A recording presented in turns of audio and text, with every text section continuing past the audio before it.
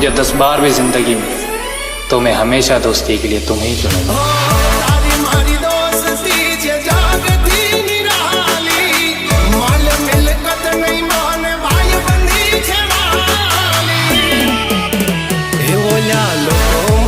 मीठू बोली जाय, નથી તાતણો કે આમ તૂટી જાય।